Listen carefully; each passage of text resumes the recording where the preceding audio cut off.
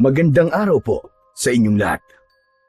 Ang kwentong inyong mapapakinggan ay tungkol sa isang batang pulubi na nagngangalang Dexter. Sa kanyang pag-iisa sa lansangan ay natagpuan niya ang isang puting pusa na tila ordinaryo lamang sa paningin. Dahil sa pusang yon ay nagkaroon si Dexter ng 9 na buhay ng pusa at kakaibang lakas na hindi niya kailanman inakalang kakailanganin niya. Ngunit hindi pala yon isang regalo lamang, kundi isang paghahanda para sa mas matinding panganib. Isang aswang ang nagnanais ng kapangyarihan na taglay ni Dexter. At doon na nagsimula ang pinakamalaking pagsubok sa buhay niya. Paano gagamitin ni Dexter ang 9 na buhay na taglay niya sa pakikipaglaban sa mga aswang? Handa ba siyang isakripisyo ang sarili niyang buhay para sa kapakanan ng nakararami? Ngunit bago po ang lahat, mga idol, huwag po nating kalimutang mag-subscribe at i-hit ang notification bell sa aking YouTube channel na The Voice Addict at Apong Isaak para sa mas marami pang makapigil hiningang kwentong aswang at katatakutan mula sa mundo ng kababalaghan. Umpisahan na po natin ang kwento. Napangiti ang batang si Dexter nang makakita siya ng isang plastik ng tinapay sa basurahan sa tabi ng isang panaderya. Sabik niyang binuksan ng plastik na may laman na 2 monay. Ngunit nadismaya siya nang mapansin na may amag na pala ang tinapay. Sandali lang siyang nag-isip at inalis niya ang amag at saka kinagatan ang monay. Si Dexter ay namumuhay bilang isang batang pulubi sa baryo kung saan siya napadpad. Sanggol pa lamang siya nang ipaampon siya ng kanyang ina sa kanilang kapitbahay dahil sa kahirapan. Ngunit hindi itinuring ng maayos si Dexter ng pamilyang umampon sa kanya. Hindi siya pinag-aaral at ginawa siyang alipin.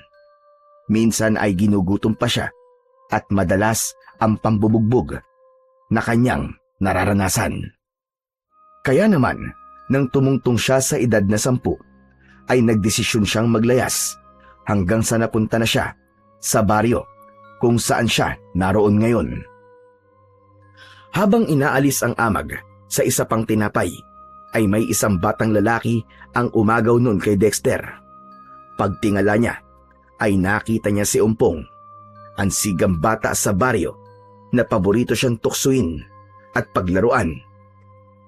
Umpong, ibalik mo sa akin yan, pagkain ko yan eh. Kagabi pa ako hindi ko makain. Akin na yan, Umpong. Yung pakialam ko kung gutom ka. Para ka talagang pusa eh. Sa basurahan ka kumukuha ng pagkain eh. Bakit ba parang apektado ka sa pagkuha ko ng pagkain sa basurahan ha? Kung ayaw mo ako nakikitang nagkakalkal ng basurahan, edi bigyan mo na lang ako ng makakain. Asa ka pa? Naiinis lang kasi ako sa pagbumuka mo, Dexter. Saka, ang baho-baho mo. Mabaho pala ako eh, pero lapit ka naman ng lapit sa akin. Aba, sumasagot ka pa talaga sa akin ha? Matapang ka. Alam mo kung ano dapat sa tinapay na to? Ganito. Nilaglag ni Umpong ang monay sa lupa at walang pag-aalinlangan itong tinapakan yon. Ayan, ganyan ang dapat yan. Tinatapakan. Hindi na nagsalita pa si Dexter. Wala na siyang nagawa, kundi ang pagmasdan ang paglalakad nito palayo. Hindi niya napigilan ang pagpatak ng kanyang mga luha dahil sa labis na awa sa kanyang sarili. Sa kabila ng mura niyang edad, ay naiintindihan niya kung bakit ganun ang ugali ni Dexter. Hindi lingid sa kaalaman niya na binubugbog ito ng tatay nitong lasinggero. Alam ni Dexter na sa kanya ibinubunton ni Umpong ang kung anong galit na meron ito sa puso niya. Kung tutusin, halos parehas ang nangyayari kay Umpong sa pinagdaanan niya ngayon. pero mas pinipili niyang maging mabuti kesa manakit ng ibang tao. Wala na ngang nagawa si Dexter kundi ang maglakad-lakad upang maghanap ng makakain. Sira-sira ang damit niya at ang shorts niya ay napakarumi. Madungi siya at hindi na niya alam kung kailan siya huling naligo. Sa kanyang paglalakad ay nakasalubong niya si Lolo Apeng. Ang matanda ay kilala sa baryong yon dahil ito ang nag-iisang albularyo doon. May bitbit na bayong ang matanda at mukhang nabibigatan ito. Mabait sa kanya si Lolo Apeng at ito ang madalas na nagbibigay sa kanya ng pagkain at barya. Lumapit si Dexter kay Lolo Apeng. Lolo Apeng! Lolo Apeng! Tulungan ko na po kayo sa dala nyo. Mukhang mabigat po yan eh. Nako, siyang tunay. Salamat. Kalabasa't nyug kasing laman nito eh. Magluluto ko babaya ng ginataan. Mabuti naman at nag-alok ka ng tulong. Pakiramdam ko kasi bibigay na ang mga braso ko sa bigat ng dala kong ito. Pinagtulungan ng dalawang buhatin ang bayong habang naglalakad sila papunta sa bahay ni Lolo Apeng na nasa bukana ng gubat. Dexter, kumusta na pala ang buhay-buhay? Okay naman po. Kahit na inaway na naman po ako kanina ni Ompong. Pambihira. Ano na naman bang ginawa sa'yo ng salbahing bata na yon? Yun po. Kinuha po niya yung tinapay na nakuha ko po dun sa basurahan. Tapos, hindi pa nasiyahan. Tinapon niya tapos inapakan. Pero, ayos lang po, Lolo Apeng. Sanay naman na po ako sa kanya eh. Hay nako. Mahirap na nasasanay ka sa pag-uubuso ng ibang tao, Dexter. Minsan, kailangan mo ring lumaban para malaman nila na hindi ka nila maaaring kayang-kaya na lamang. Lolo Apeng naman, ano naman pong laban ko kay Ompong? Mas malaki po siya kesa sa akin. Saka, baka pag lumaban po ako sa kanya, mas lalo pa po ako masaktan. Hayaan mo. At kapag nakita ko ang tatay ni Ompong, ay isusumbong ko ang ginagawa ni Ompong sa'yo. Dapat sa mga ganung bata ay dinidisiplina ng magulang. Naku, Lolo Apeng, wag na po. Paniguradong bubugbugin na naman po siya ng tatay niya. Kahit ganun po si Ompong, nakakaawa pa rin po siya. Pabihira. Napakabait mo talaga, bata, Dexter. Naniniwala ko na may magandang plano ang Diyos para sa'yo. Huwag kang mawalan ng pag-asa, ha? Oh, nandito na pala tayo sa bahay. Maraming salamat sa pagtulong mo sa akin sa pagbubuhat. Walang anuman po yun, maliit na bagay lang po. Sige po, Lolo Apeng. Mauna na po ako. Aba, teka lang. Ano kaya kung dito ka naman ang halian sa akin? Ako lang naman mag-isa rito eh. Parang bayad ko na sa iyo yun. Kasi tinulungan mo ko. Biglang nagliwanag ang mukha ni Dexter sa kanyang narinig. Sinundan yun ng matamis niyang ngiti habang bahagya siyang naluluwa. Sandali lang, Dexter. Aba, bakit parang naiiyak ka yata? Kasi po, Lolo Apeng, gutom na po talaga ako, Lolo eh. Salamat po sa pagpapakain niyo, ha? Tulad ng sinabi mo, maliit na bagay lang yun. Hindi ba? Ang sabi ko sa iyo na kapag nagugutom ka, ay magpunta ka lamang dito sa bahay ko at papakainin kita kung anong meron ako dito. Pagsasaluhan natin. Sa totoo lang po kasi, nahihiya po ako sa inyo, Lolo Apeng eh. Diyos! Huwag kang mahihiya! Kung mayaman nga lang sana ako aampunin na kita. Kaya lang hikahos din ako sa buhay at napakaliit lamang ng kinikita ko sa paggagamot. O paano? Magsisimula na akong magluto para maaga tayo makakain. Matapos yun, ay tinulungan ni Dexter si Lolo Apeng sa paghahanda ng lulutuin ito. Naghiwa siya ng bawang at sibuyas. Siya na rin ang nagbalat ng kalabasa. Habang nagluluto ang matanda, ay pinapanood niya ito. Hindi na siya makapaghintay na matapos sa pagluluto si Lolo Apeng para maibsan na ang gutom na kanyang nararamdaman. Matapos ang masarap na tanghalian, ay busog na busog si Dexter.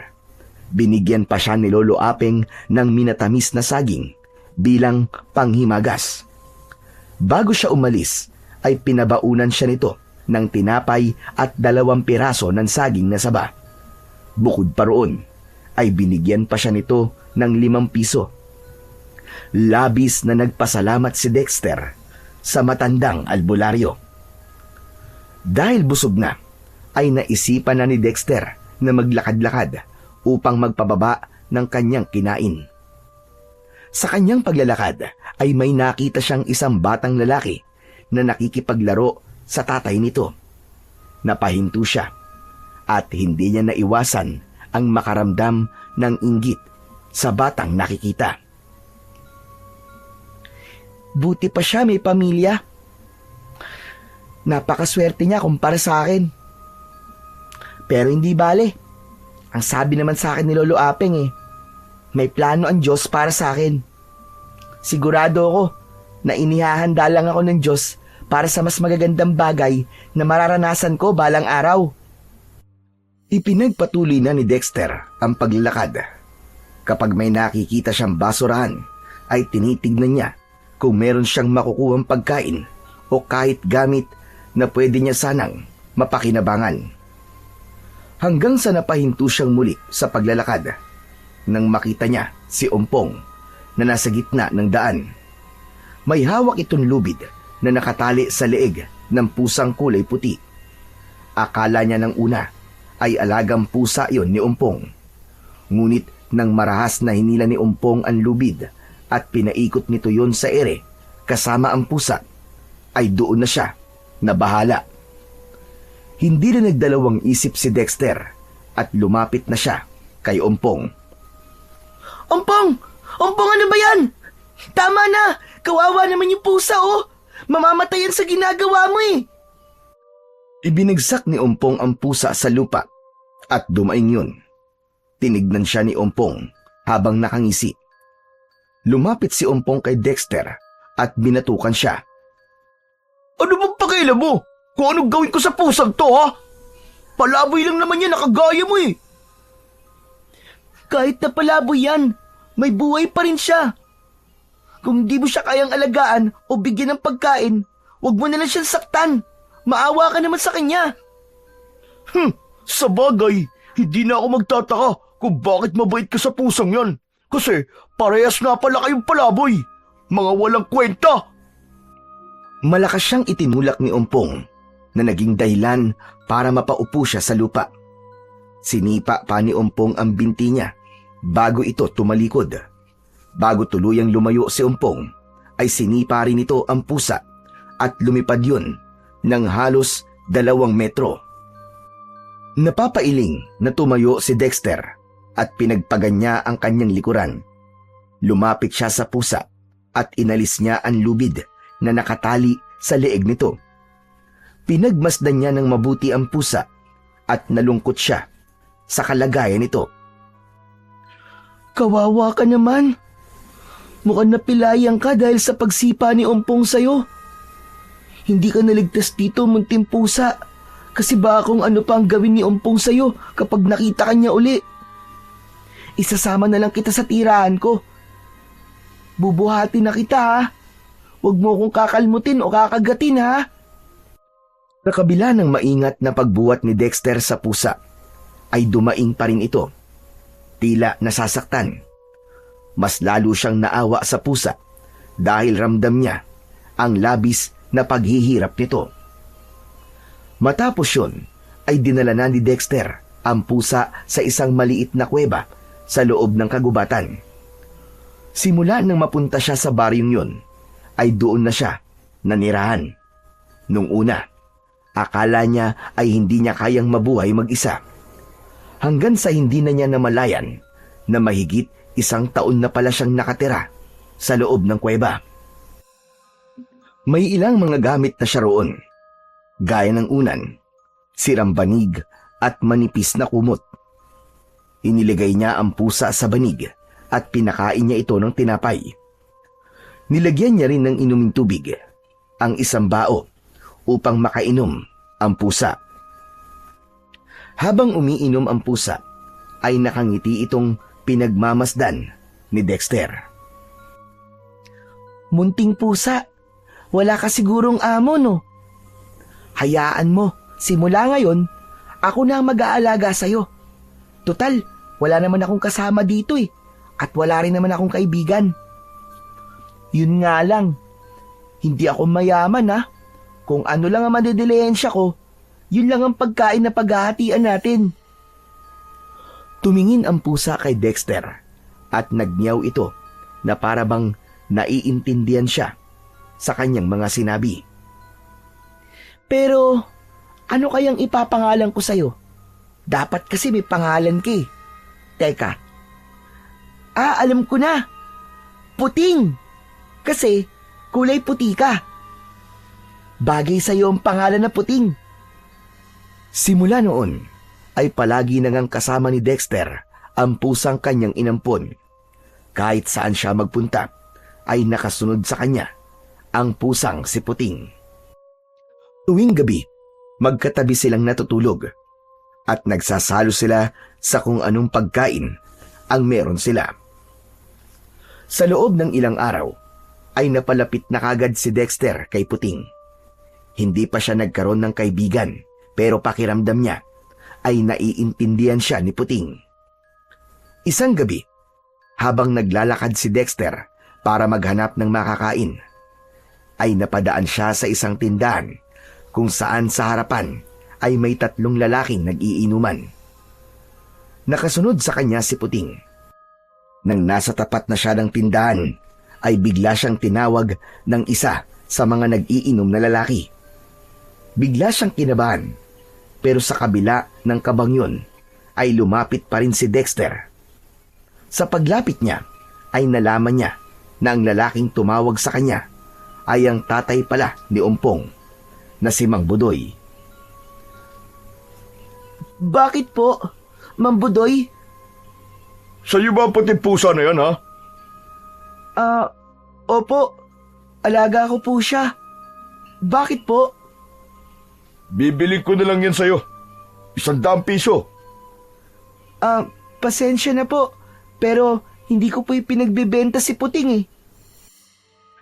Ibenta mo na yan sa akin para naman mapakinabangan ng tiyan namin yung pusa mo. Napaatras si Dexter nang makuha niya ang ibig sabihin ni Mang Budoy. Teka, Mang Budoy, gagawin niyo pong pulutan ng pusa ko? Ayoko po, hindi pwede. Isa pa, hindi po kinakain ng pusa. Inaalagaan po sila. Aba, bakit ako'y sinasermonan mong bata ka, ha? Kahit misis ko, hindi ako pinagsasalitaan ng ganyan, ha? Kasi naman po, mali naman po kasi ang ginagawa niyo eh. Hindi naman po pulutan ng mga pusa eh. Sige po, aalis na ako. Tumalikod na si Dexter at agad na sumunod sa kanya si Puting. Ang buong akala ni Dexter ay tapos na ang engkwentro niya kay Mang Budoy. Pero narinig niya na kinantsawan ito ng mga kainuman nito. Ayon sa isa, ay hindi ito nakapalag sa isang batang kagaya niya. Tila napiko naman si Mang Budoy at sinundan nito ang batang si Dexter. Nagulat na lamang si Dexter nang may biglang tumapik sa kanyang likuran. Pagharap niya ay isang malakas na batok sa kanyang ulo ang kanyang natanggap mula kay Mang Budoy. Napasigaw siya kasabay ng pagbagsak niya sa lupa.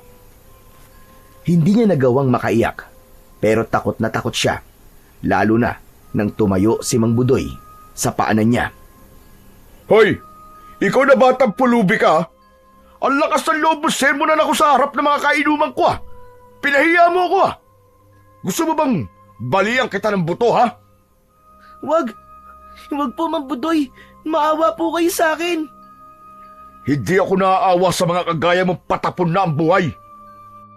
Muling napasigaw si Dexter nang akma namang tatadyakan siya ni Mang Budoy. Pero sa kabutihang palad ay hindi na nito yun naituloy nang biglang dumating si Lolo Aping. Iniharang nito ang sarili kay Dexter upang protektahan siya. Budoy, pambihira ka naman. Ano sa tingin mo ang ginagawa mo? Bakit pati batang walang kalaban-laban sinasaktan mo? Huwag kang makialam dito, Apeng, ha? Sinagot ako ng batang yan eh. Pinahiya pa ako sa mga kainuman ko. Wala naman ang mga magulang yan eh. Kaya ako na lang ang magtuturo ng leksyon dyan. Wala kang karapatan. Tsaka di ka ba nahihiya sa sarili mo? Napakalaki mong tao. Para saktan ang batang si Dexter. Sige na nga, bumalik ka lang araw sa mga kainuman mo at huwag mo pakialaman ang batang ito. Ngumisi si Mang Budoy at tinignan si Dexter.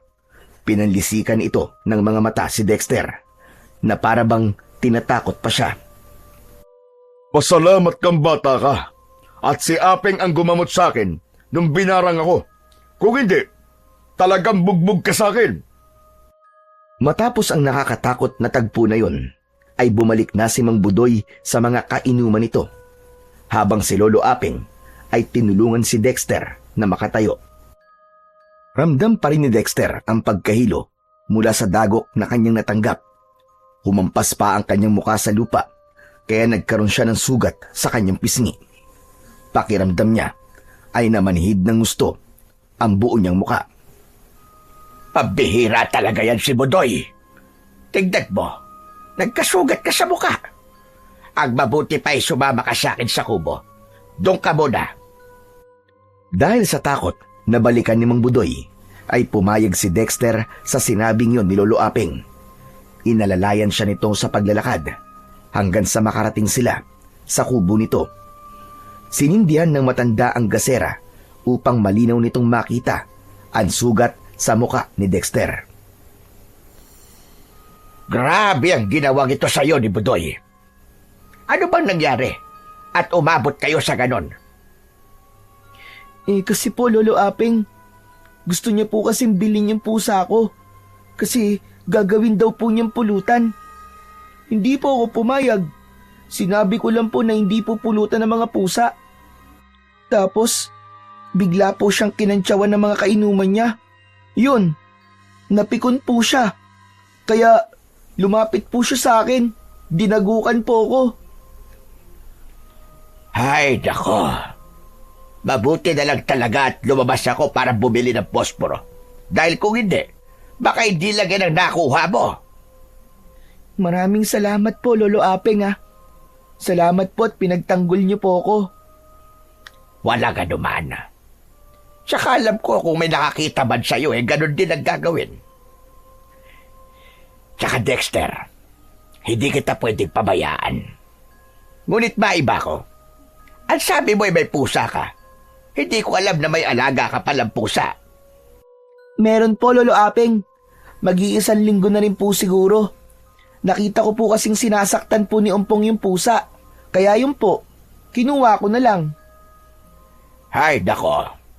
Kung ano talaga ang puno ay siya rin ang bunga.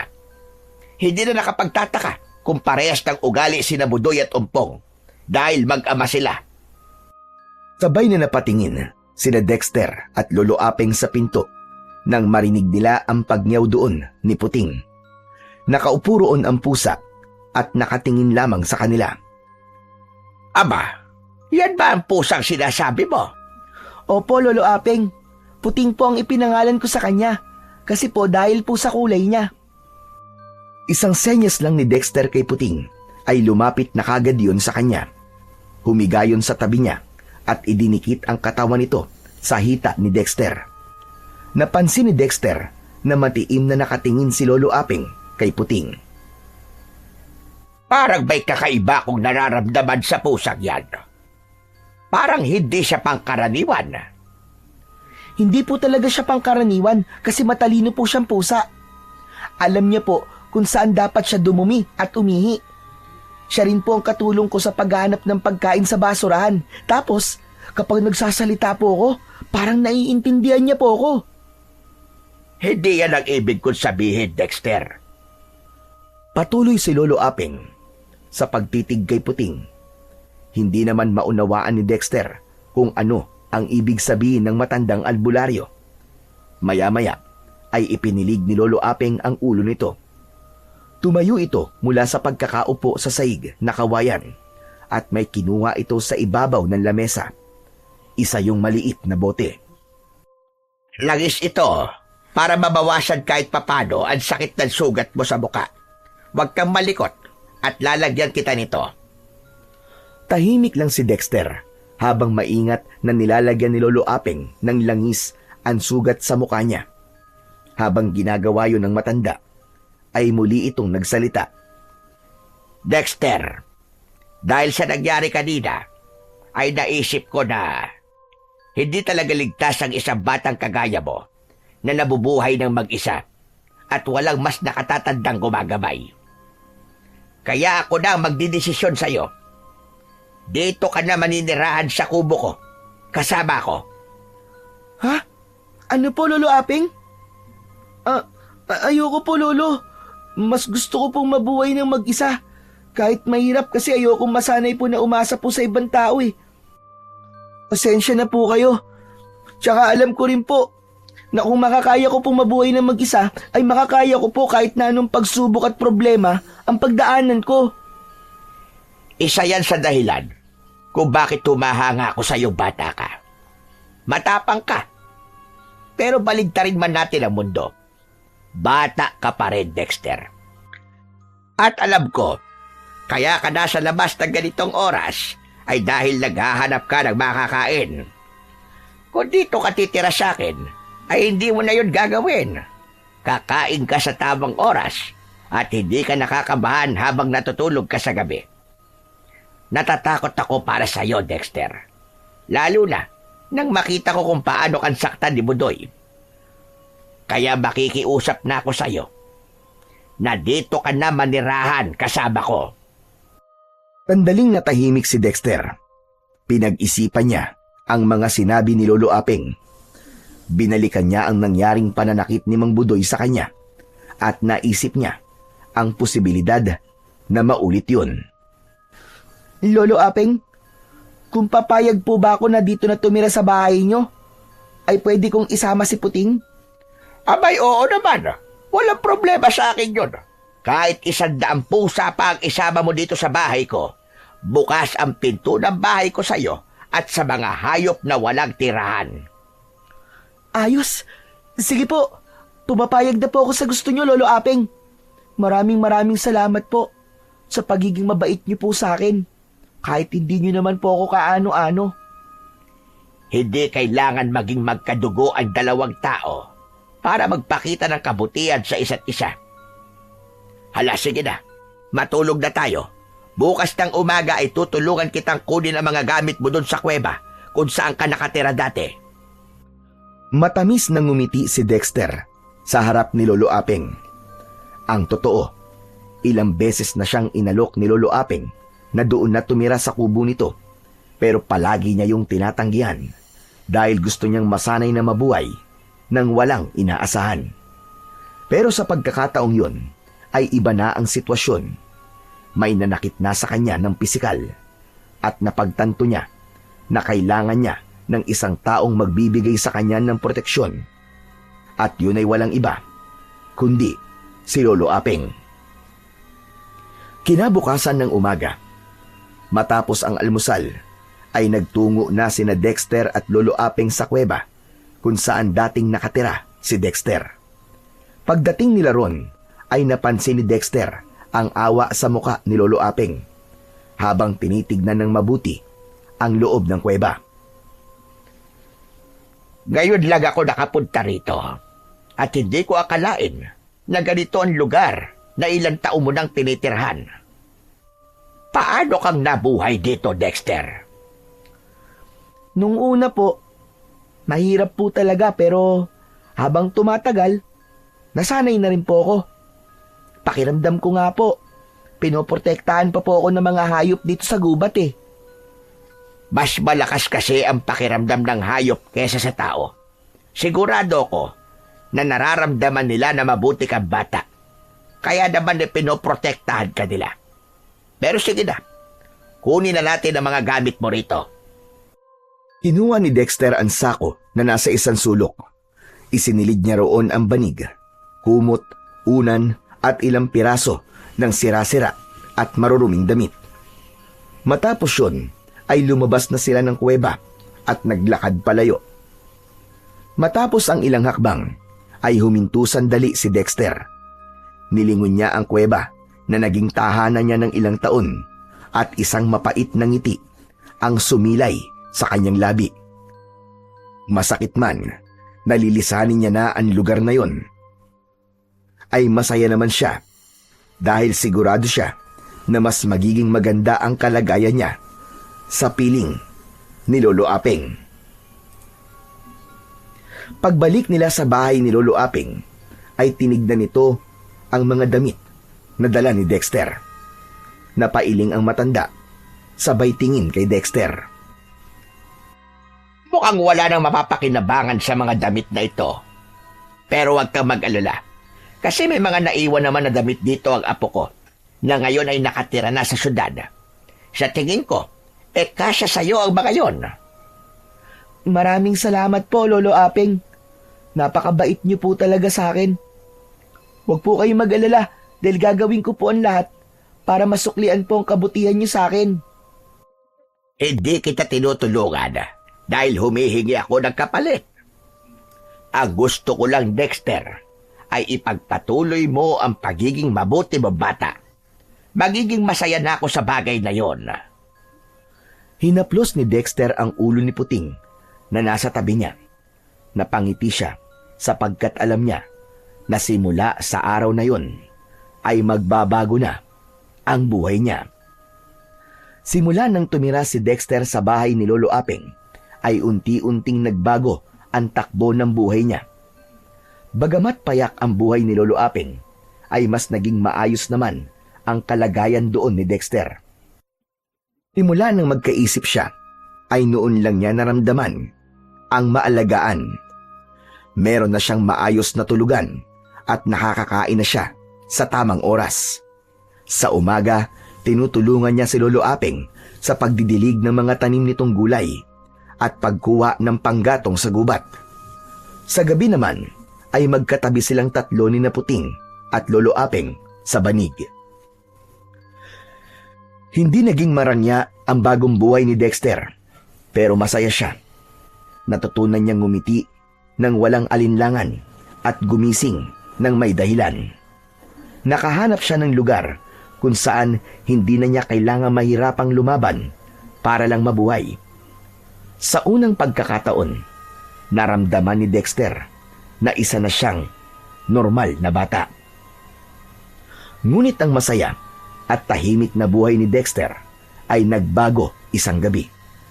Habang abala si Dexter sa paghuhugas ng kanilang pinagkainan sa likod ng kubo, ay sandali siyang napahinto nang may naramdaman siyang kakaiba sa kanyang paligid. Pakiramdam niya ay may mga matang nakatingin sa kanya habang tumataas ang mga balahibo niya sa kanyang braso.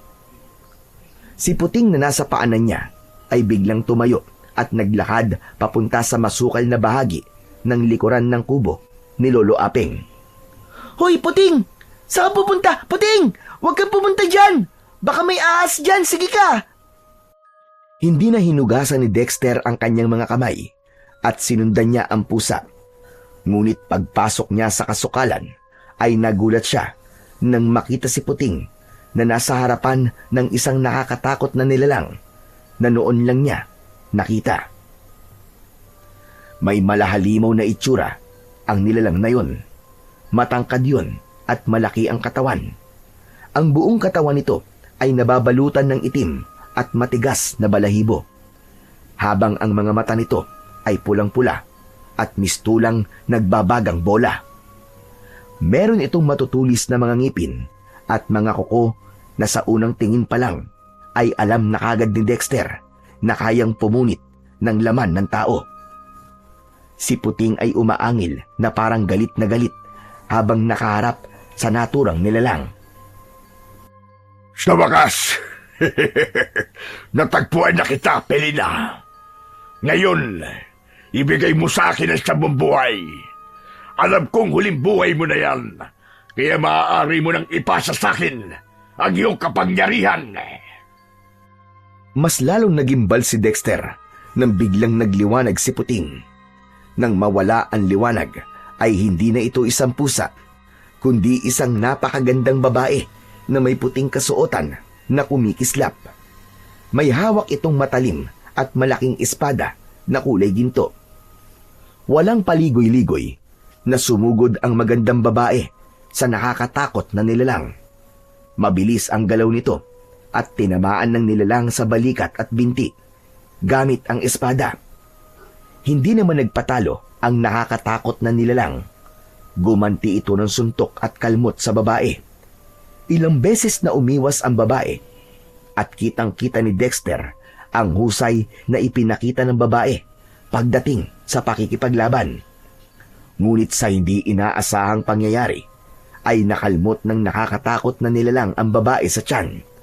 Kasunod noon ay ibinaon pa nito ang matutulis nitong mga kuko sa dibdib ng magandang babae. Sa kabila ng panghihina ay hindi sumuko ang magandang babae at itinarak nito ang espada sa dibdib ng kalaban.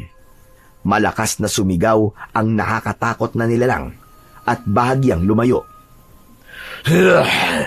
Hindi pa ako tapos sa iyo, Pelina. Babalikan kita. Papatayin kita at kukunin ko sa iyo ang iyong siyam na buhay. Sa isang iglap ay nawala ang nakakatakot na nilalang.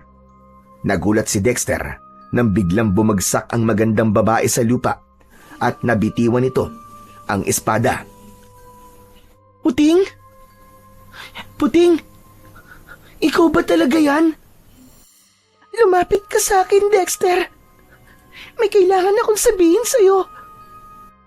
May pag-aalinlangan na lumapit si Dexter sa babaeng nangihina. Lumuhod siya sa harapan nito at nag-aalala siya sa mga sugat na natamo nito. Puting, kailangan kong tawagin si Lolo Aping. Sigurado ako na magagamot ka niya. Dexter, hindi na ako magtatagal.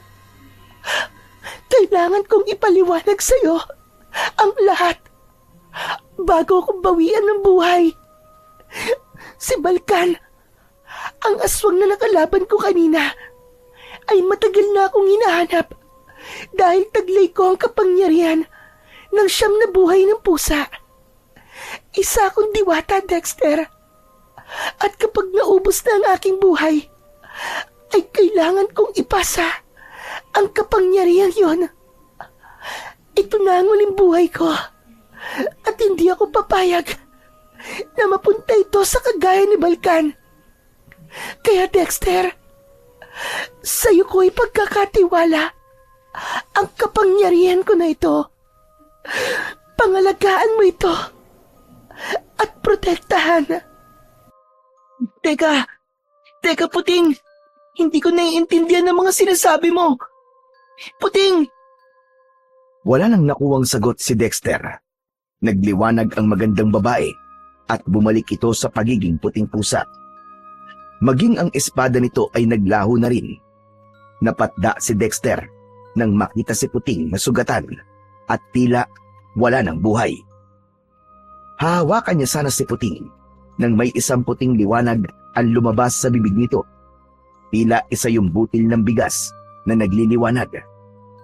Nagulat si Dexter nang kusang pumasok ang liwanag na yun sa kanyang bibig.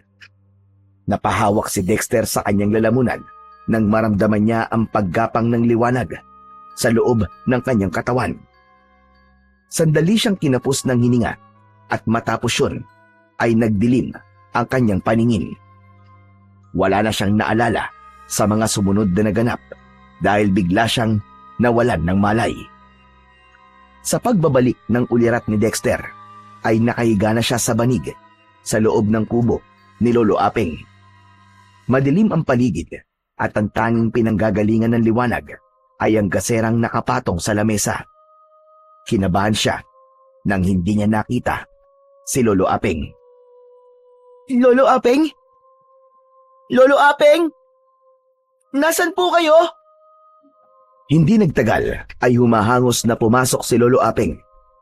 Napansin ni Dexter na marumi ang mga kamay nito. May pag-aalala sa muka na lumapit ang matanda sa kanya. Salamat sa Diyos at gising ka na. Ano bang nangyari? Bakit nakita kita sa kasukalan na walang malay? Lolo, si Puting po. Nakita niyo po ba? Nasaan po siya? Ikinalulungkot ko, Dexter. Wala na si Puting. Wala na pusa mo. Wala na siya buhay nang makita ko sa tabi mo. May sugat siya.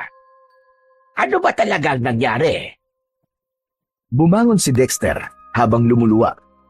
Nanikip ang dibdib niya nang malaman na patay na pala ang pusang nakasama niya ng ilang linggo.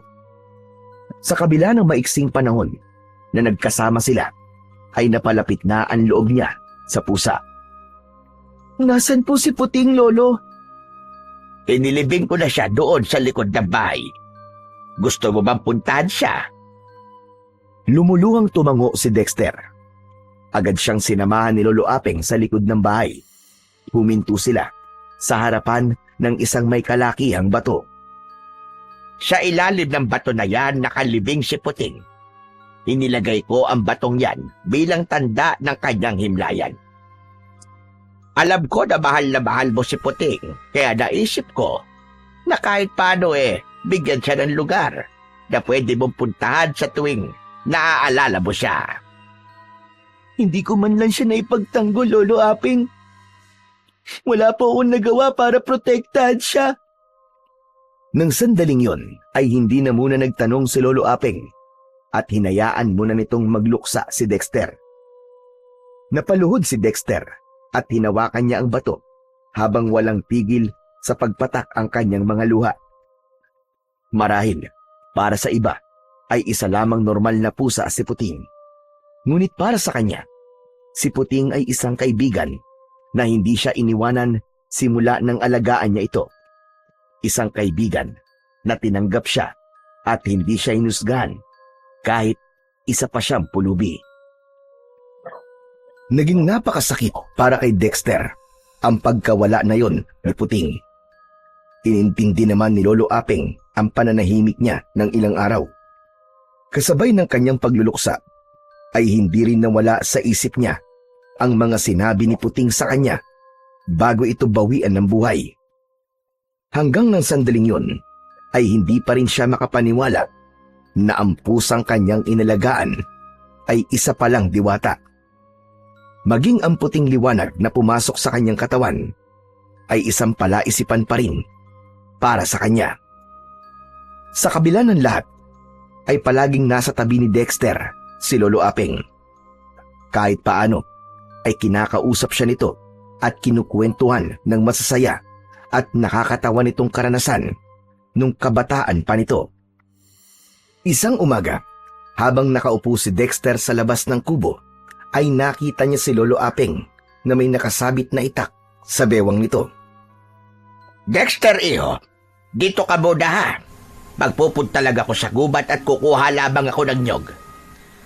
Lolo Apeng, sasamahan ko na po kayo. Sigurado ka ba? Ayaw mo bang magpahinga na lang muna dito sa bahay? Hindi naman po ako napapagod kaya hindi ko po kailangan magpahinga. Sasamahan ko na lang po kayo. Abay kung mapilit ka, sige, sumama ka na. Mainam yun at meron akong makakatulong sa pagdadala ng mga nyog. Matapos isarado ang kubo, ay magkasamang naglakad sina Dexter at Lolo Apeng papasok sa gubat. Nang makakita sila ng puno ng nyog, ay huminto na muna sila. Tumingala si Lolo Apeng sa puno. Maraming bunga ang punong ito, Dexter. Dito ka lang sa baba at aakyat lang ako. Pero lumayo-layo ka ha. Baka tamaan ka ng ibabagsak kong nyog. Lolo Apeng, sigurado po kayo? Kaya niyo pa pong akyatin yan? Aba oo naman. Bata pa lang ako, sanay na akong umakyat ng nyog. Kaya sige na, tumabi ka na. Pinanood ni Dexter ang pag-akyat ni Lolo Apeng sa puno ng nyog. Labis siyang humanga sa matanda dahil para itong isang unggoy sa bilis nito sa pag-akyat. Nang nasa dulo na ito, ay sinabihan siya nitong lumayo sa puno. Agad namang lumayo si Dexter at maya-maya pa ay sunod-sunod na ang mga nyog na bumagsak. Nang makita ni Dexter na pababa na si Lolo Apeng, ay lumapit na siya sa puno ng nyog upang pulutin ang mga nyog hanggang sa may naramdaman siyang kakaiba. Kaya huminto muna siya.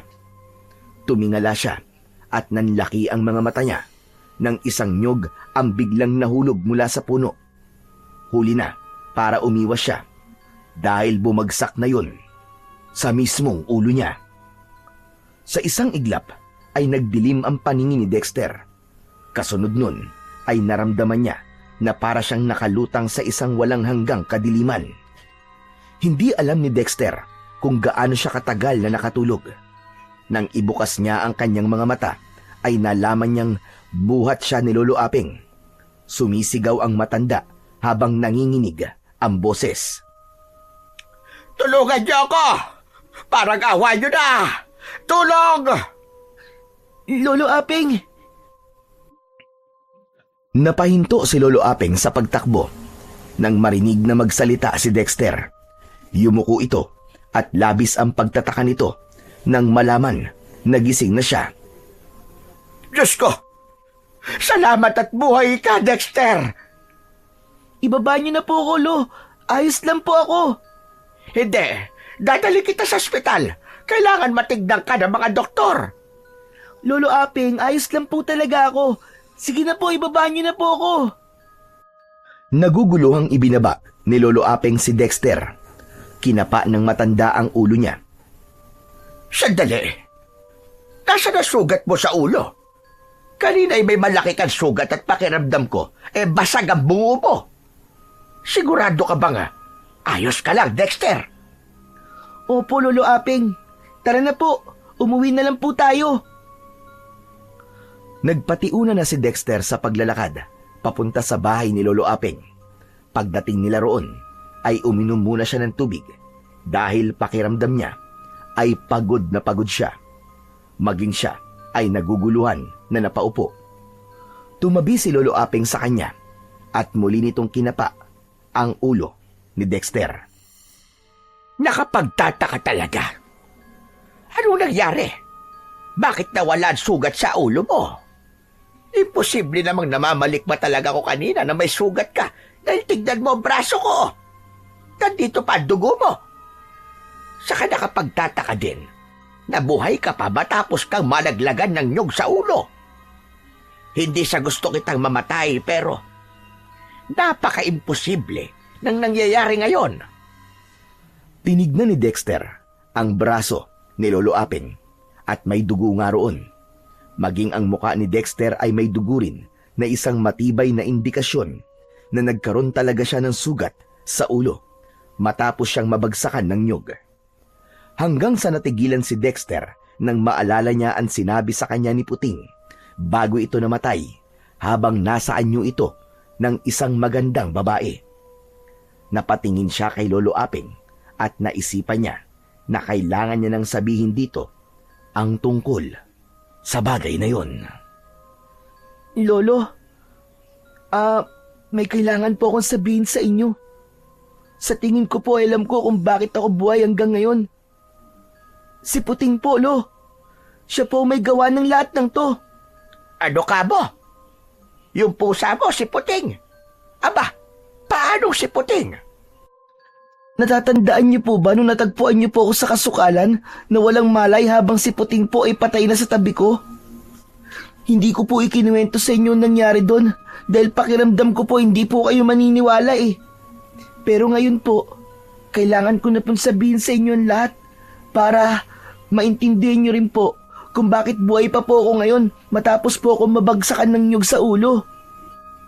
Nang sandaling yon, ay sinimulan na ngang ikwento ni Dexter kay Lolo Apeng ang nangyari sa kanya ng gabing yun. Sinimulan niya sa pagkakakita niya sa nakakatakot na aswang na si Balkan hanggang sa pagpapalit ng anyo ni Puting. Maging ang paglalaban ng dalawa ay detalyado niyang ikinuwento. Hindi rin niya kinilimutang sabihin kay Lolo Aping ang mga huling salitang sinabi ni Puting sa kanya bago ito nalagutan ng hininga. Matapos magkwento ni Dexter, ay natahimik si Lolo Aping at tila nahulog ito sa malalim na pag-iisip. Lolo, hindi po ba kayo naniniwala sa mga sinabi ko sa inyo? Naniniwala ako, Dexter. Nagulat lang ako na isa palang diwata si Puting at base sa kwento mo ay ipinasa niya sa iyo ang kapangyarihan niya na pagkakaroon ng siyam na buhay ng gaya ng sa pusa. Sa ngayon ay naiintindihan ko na kung bakit muli kang nabuhay matapos kang bagsakan ng nyug sa ulo. Totoo ang kapangyarihan na ipinasa sa iyo ni Puting, Dexter. Ibig po palang sabihin nabawasan na po ng isa ang buhay ko. 8 na lang po. Tama ka. Ngunit ang ikinakabahala ko lang ay ang aswang na si Balkan. Hindi ba't sinabi mo na gusto nitong kunin kay Puting ang siyam na buhay ng pusa? Opo.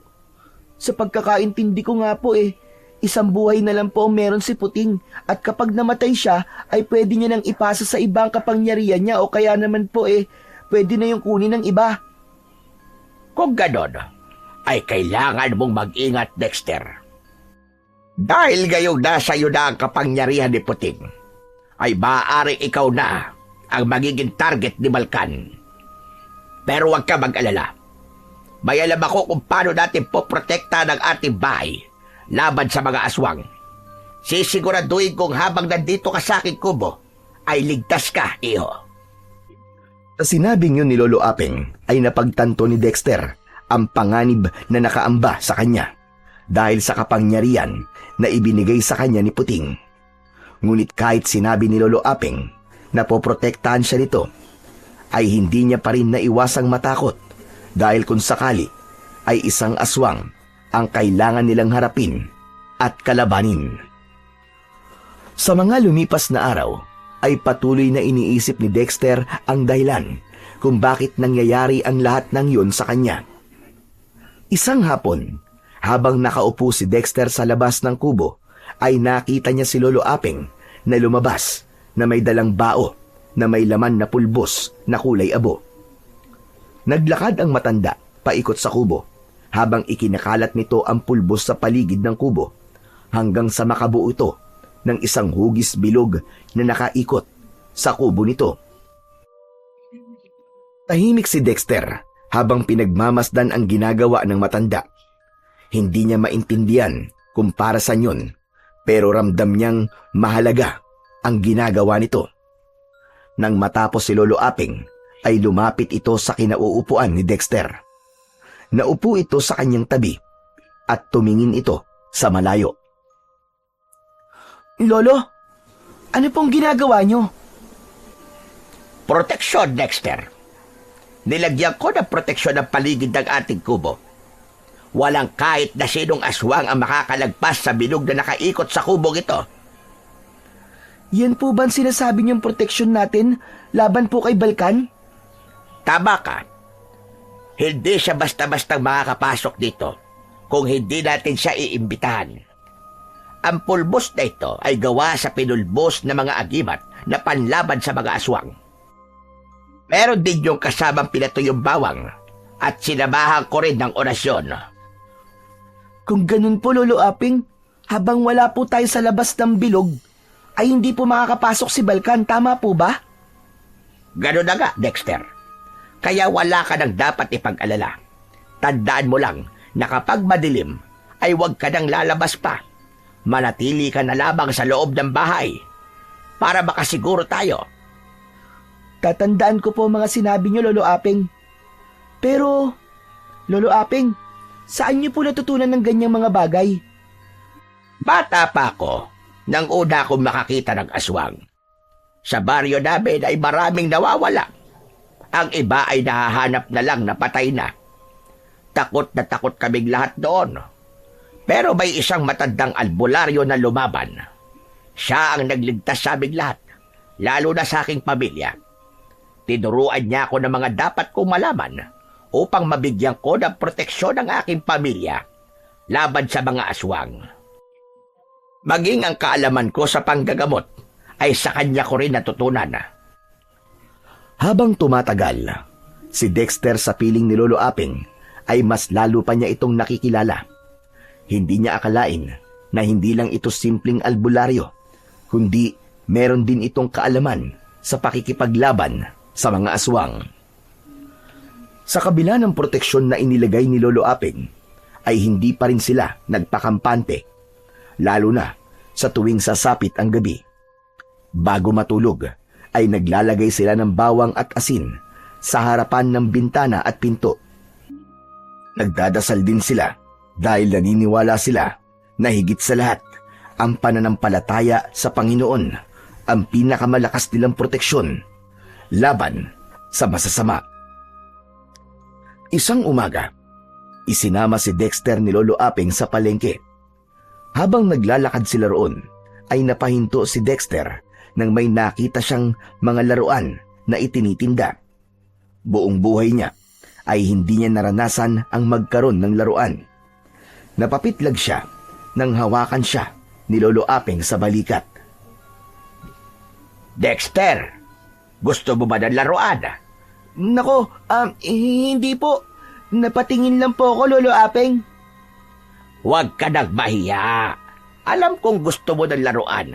Sige na, pumili ka na riyan. Huwag na po, Lolo Aping. Imbis na ibili po natin ang laruan ko idagdag na lang po natin yan sa pambili natin ng bigas. Magsasalita pa sana si Lolo Aping nang makarinig sila ng isang babaeng sumisigaw.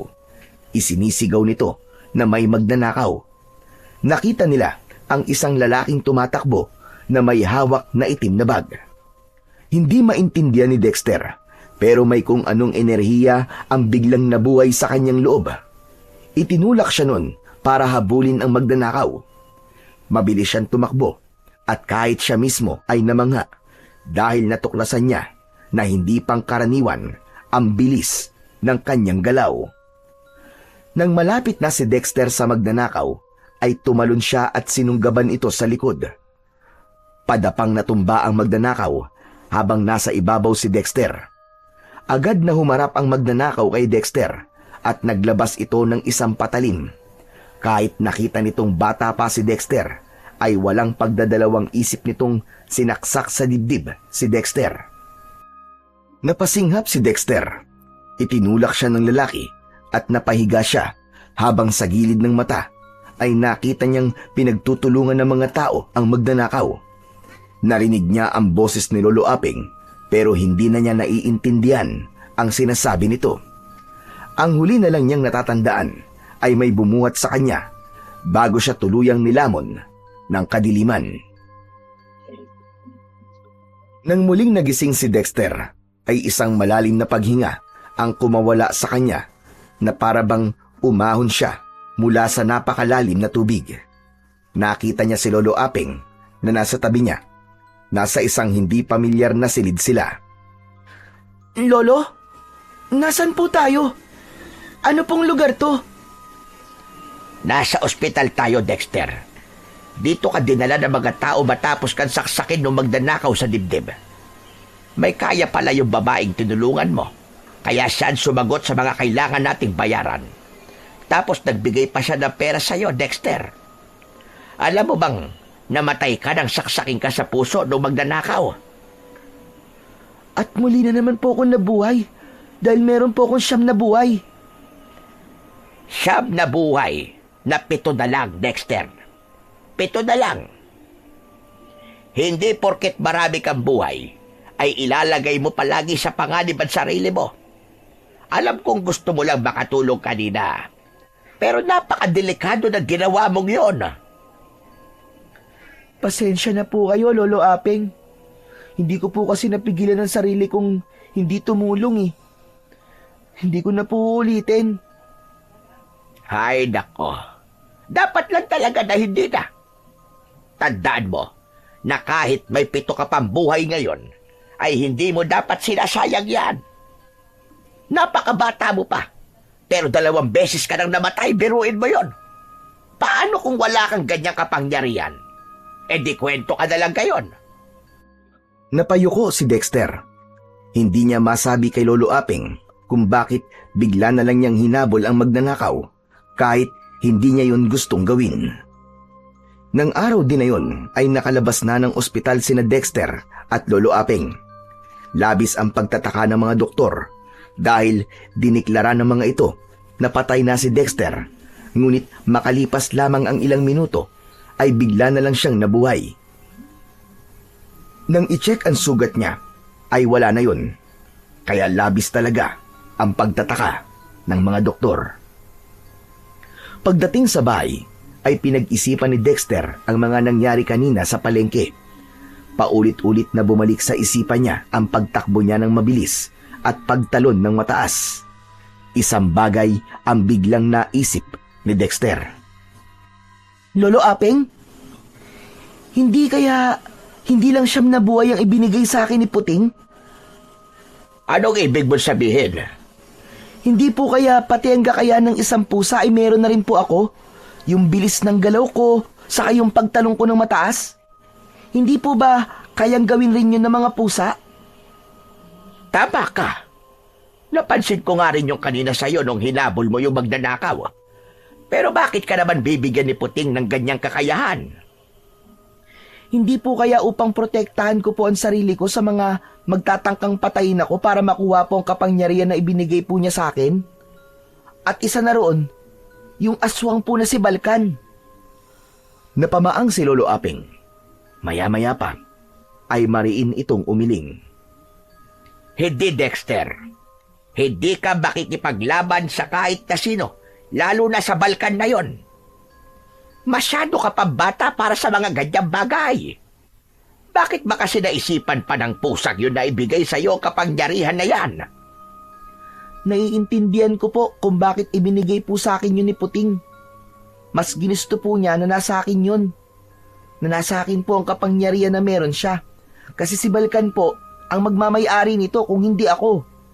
Isipin niyo po, Lolo, kung si Balkan po magkakaroon ng siyam na buhay, malamang gagamitin niya po yun sa kasamaan, di mas lalo po siyang lalakas.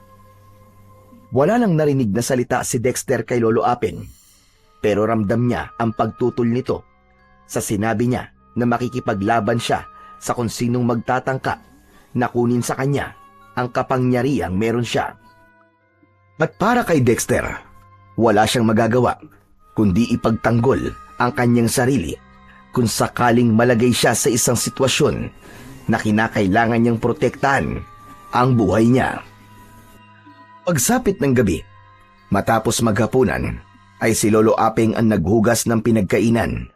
Habang nasa likod ito ng bahay, ay nasa loob naman si Dexter at inaayos na niya ang kanilang higaan.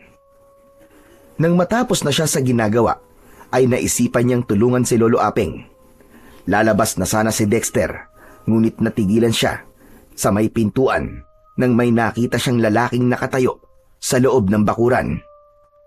Matangkad ang lalaki at may malaking katawan.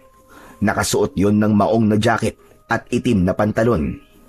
Bahagyang nakayuko ang lalaki, kaya hindi niya nakikita ng buo ang mukha nito. Magandang gabi po. Sino po kayo? Kung magpapagamot po kayo kay Lolo Aping, bukas na lang po ng umaga kayo bumalik. Oras na po kasi ng pahinga niya. Pasensya na po. Marahang umangat ang mukha ng lalaki. Nang tuluyang nakita ni Dexter ang kabuuan ng mukha ng lalaki, ay bigla siyang nakaramdam ng kaba. Tila nakita na niya ang lalaki, kaya lamang ay hindi niya matandaan kung kailan at saan. Kumusta ka na, Dexter? Kumusta na ang buhay mo? Simula nang mapasayo ang kapangyarihan ni Filena. Naku po. Balkan? Tama ka. Ako nga ito. Alam ko na una mo kong nakita habang nasa anyong aswang ako. Kaya naman nakakagulat na nakilala mo ko ngayon.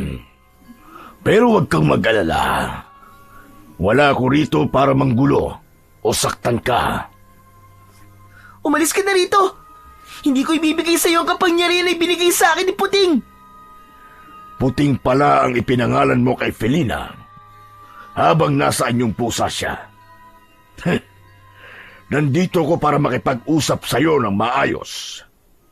Bakit hindi mo ako imbitang papasukin sa inyong kubo? Hindi mo ako malilinlang!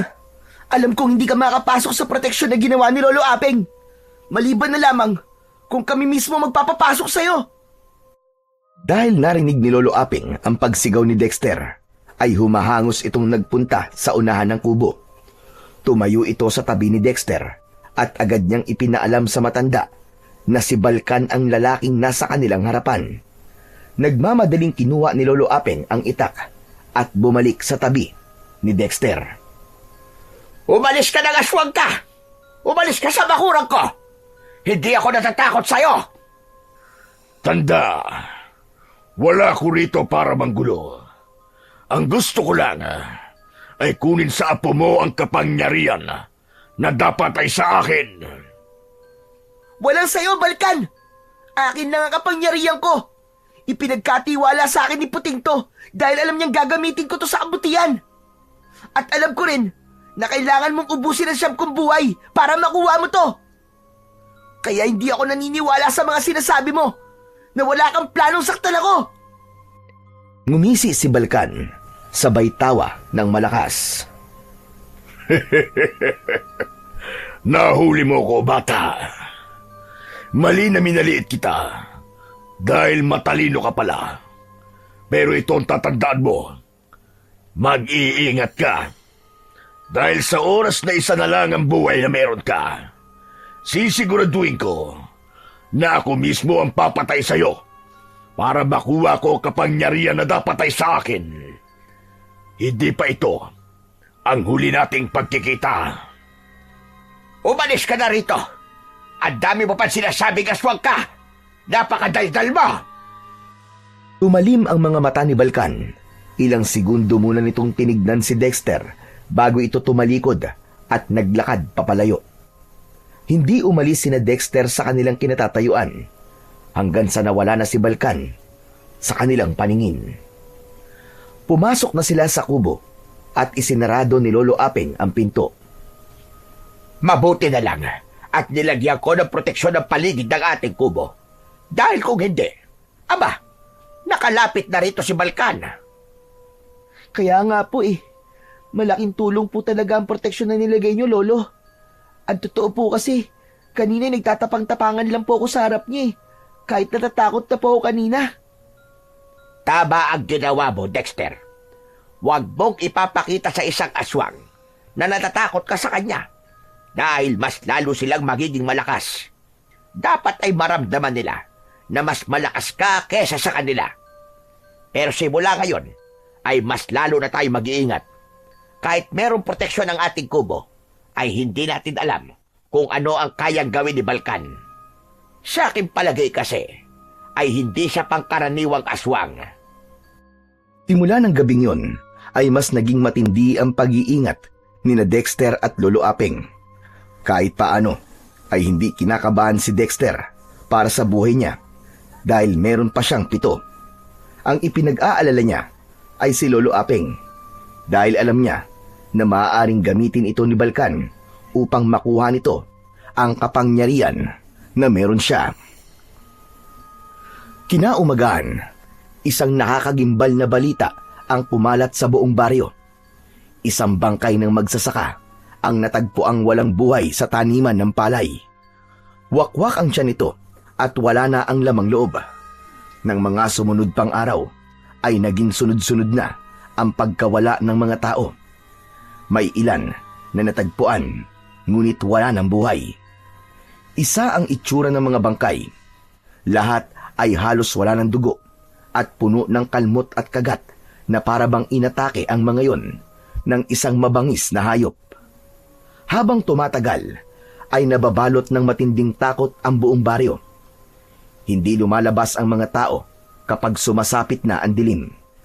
Sa bawat sulok ng baryo ay naging usap-usapan ang gumagalang aswang tuwing gabi. Walang makapagturo kung sino o saan ito nagtatago. Pero malinaw sa lahat na may isang halimaw na nagtatago sa dilim at maaaring isa sa kanila ang susunod nitong biktima. Ang lahat ng pagpatay na nangyayari sa baryo ay labis na nagbigay ng takot kay Dexter. Labis siyang naapektuhan nun dahil naniniwala siya na siya ang dahilan kung bakit yun nangyayari. Isang gabi, habang naghahapunan, ay halos hindi ginagalaw ni Dexter ang kanyang pagkain. Nakatungo siya habang malalim ang iniisip. Dexter, iho, malamig na yung sabaw mo. Hindi mo ba gusto ang ulam na niluto ko ngayon at hindi ka kumakain? Hindi po lolo. Paborito ko nga po tong tinole. Wala lang po akong ganang kumain kasi iniisip ko po yung mga pagpatay na nangyayari po dito sa baryo natin. Sigurado po ako na si Balkan po may kagagawan nun. Siya lang po ang aswang na alam kong pwedeng gumawa ng mga ganong bagay. Siguro po paraan niya po yun para makaganti sa akin. Yan nga din ang iniisip ko. Pero wag mong sisihin ang sarili mo sa mga patayan ngayon. Wala kang kasalanan doon, Dexter. Dahil yun ay sariling desisyon ni Balkan. Iniisip ko nga po, Lo, kung pwede ko nga lang pong ibigay na lang kay Balkan tong kapangyarihan ko, ginawa ko na. Baka pag nasa kanya na po to, ay lubayan na po niya mga tao dito sa lugar natin. At ano, kapag may siyam na buhay na siya, ay sa ibang lugar naman siya mag-aasik ng kasamaan? Hindi, Dexter. Kahit na ano mangyari, ay hindi natin pwedeng hayaan na mapunta kay Balkan ang kapangyarihang ipinagkatiwala sa iyo ni Puting. Mas lalo lang lalakas ang aswang na yon kapag nakuha niya yan. Sa gitna ng kanilang pag-uusap, ay natigilan si Dexter.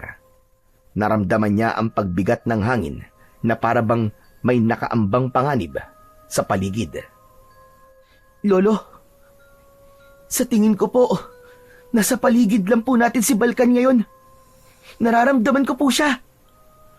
Walang imik na tumayo si Lolo Aping. Sabay kuha ng itak. Malalaki ang hakbang na tinungo nito ang pinto at binuksan yun.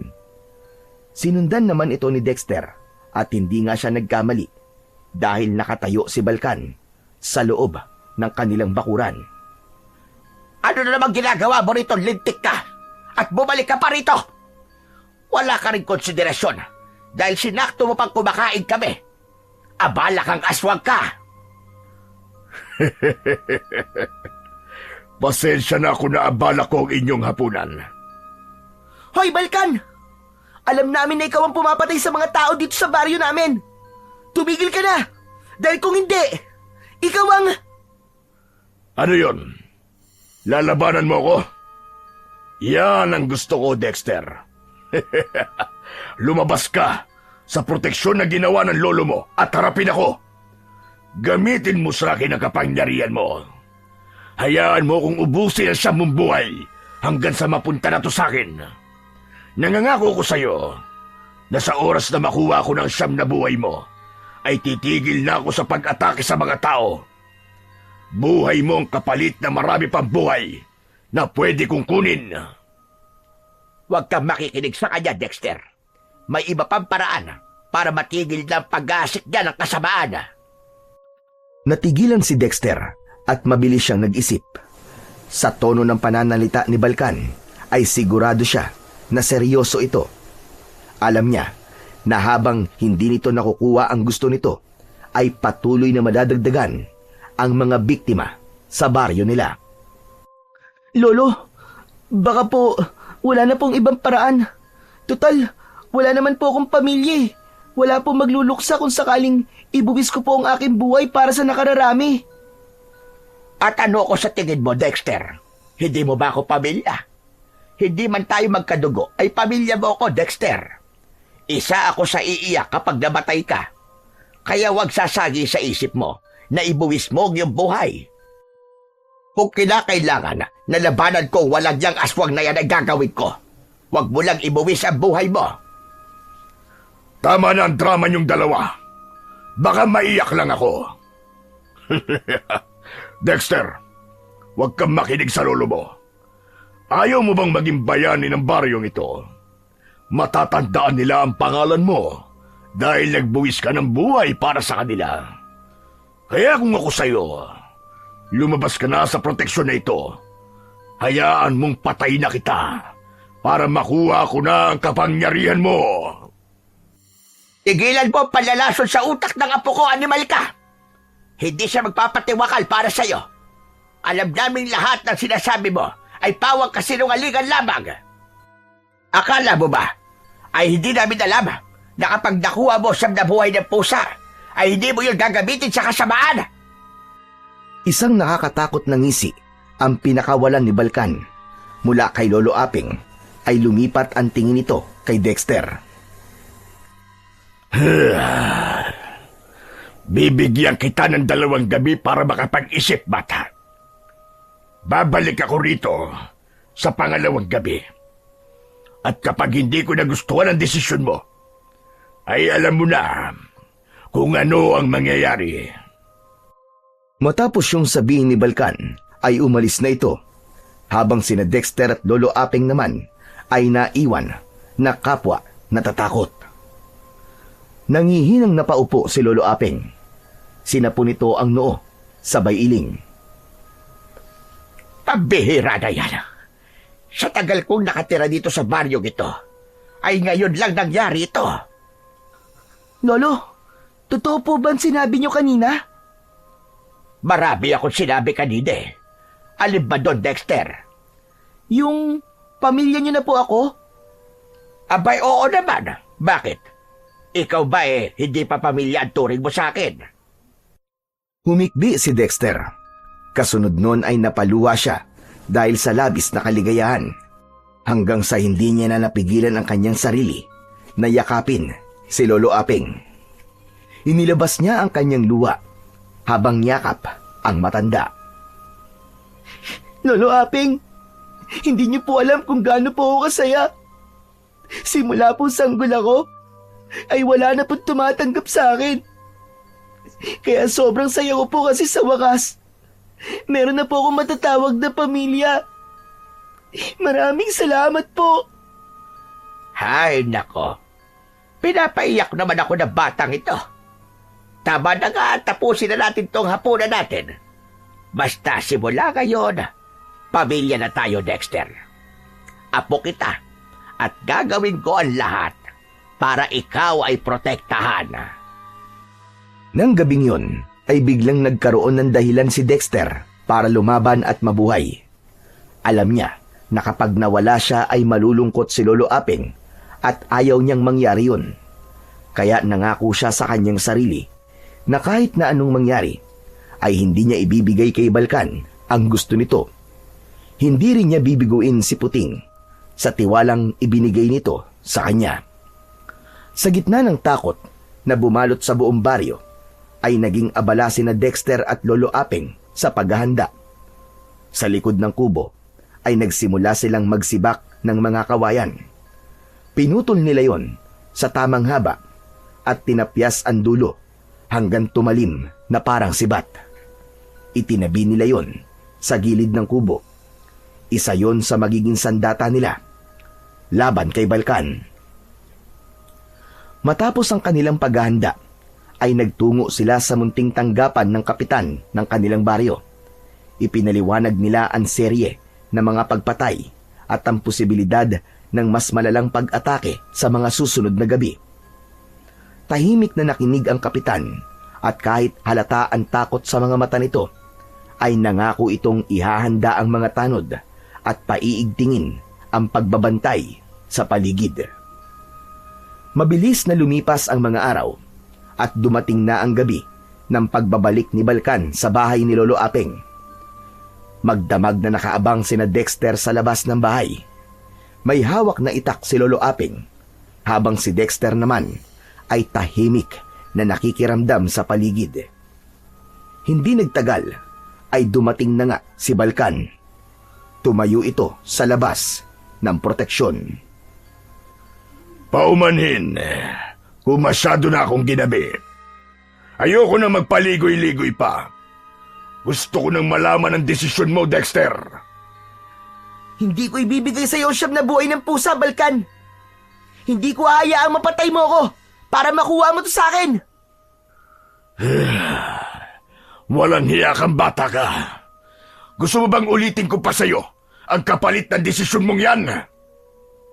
Nagsasayang ka lamang ng oras mo, Balkan.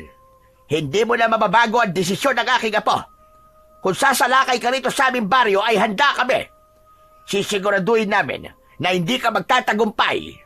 At kung may dugong dadanak sa lupa ng lugar na ito, ay hindi dugo ng mga tao, kundi dugo mo. Pagsisisihan niyo ito. At ikaw, Dexter, uunahin kong patayin ang lolo mo at gagawin ko yun sa mismong harapan mo upang mas lalo ka magsisi sa desisyon mong yan. Galit na umalis si Balkan. Mas lalong natakot si Dexter sa huli nitong sinabi. Iniisip pa lang niya ang maaari nitong gawin kay Lolo Apeng ay kinikilabutan na siya. Lolo, ano na pong gagawin natin? Mukhang galit na galit po si Balkan. Inaasahan ko lang magagalit siya. Pero huwag kang mag-alala. Dahil hindi lang ako ang haharap sa kanya. Kasama ko si Kapitan at ang mga tanod. Tutulong din sila. Ako din po, Lolo Apeng. Tutulong din po ako para labanan si Balkan. Pwede ko pong gamitin ang kapangyarihan na ibinigay po sa akin ni Puting. Napag-usapan na natin yan, hindi ba? At hindi ka makikipaglaban sa aswang na yon. Bata ka pa. Hindi porket may 7 buhay ka pa, ay lalakas na ang loob mong humarap sa aswang. Hayaan mo na kaming matatanda ang pumatay kay Balkan. Malungkot na napayuko si Dexter. Hindi na niya ipinilit ang gusto niya sapagkat alam niya na kahit na ano pang sabihin niya ay hindi siya papayagan ni Lolo Apeng. Ngunit hindi nawala sa puso niya ang kagustuhan na tumulong kung sakaling muling umatake si Balkan sa kanilang baryo.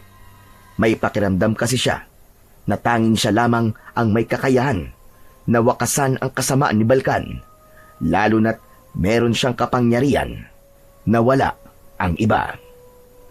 Kinabukasan, nang umalis si Lolo Apeng para magtungo sa palengke, ay nagpunta naman sa gubat si Dexter. Nais niya kasing alamin ang mga bagay na kaya niyang gawin dahil sa kapangyarihan na ibinigay sa kanya ni Puting. Nang makarating siya sa malawak na lupa sa gitna ng kagubatan, ay sinubukan niyang tumakbo ng mabilis. Sa umpisa ay normal ang bilis ng takbo ni Dexter, pero habang tumatagal ay napansin niya na mas bumilis siya. Habang tumatakbo ay nagawa rin niyang tumalon ng mataas. Nang nasa itaas siya ng puno ay tumalon siya mula roon at kahit katiting na pananakit ng paa ay wala siyang naramdaman.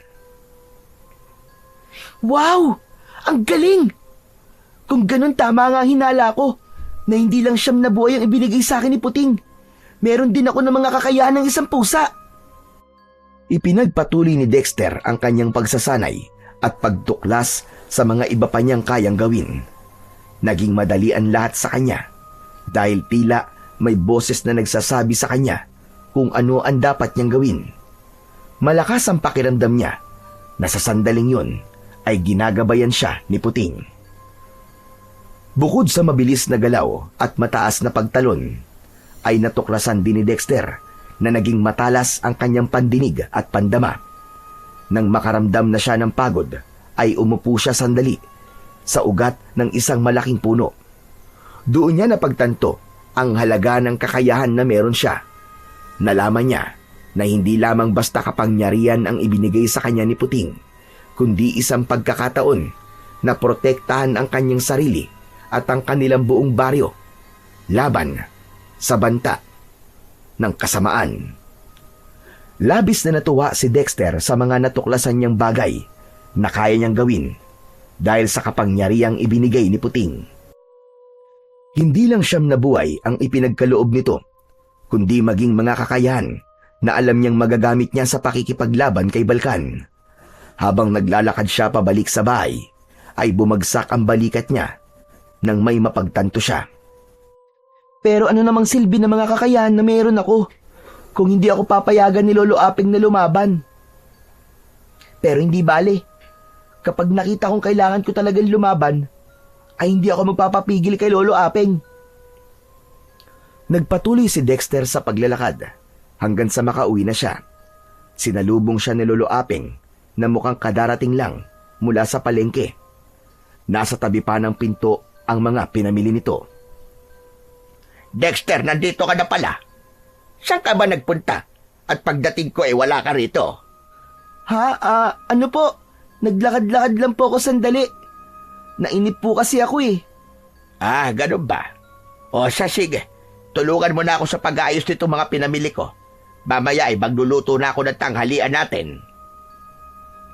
Kinuha ni Dexter ang isang bayong at dinala yon sa kusina.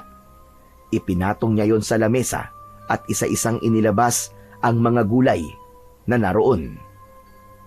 Mamayang gabi nga pala, ay sasama ako kina Kapitan sa pagbabantay dito sa baryo natin, Malakas ang kutob namin na anumang sandali ay aatake dito sa atin si Balkan.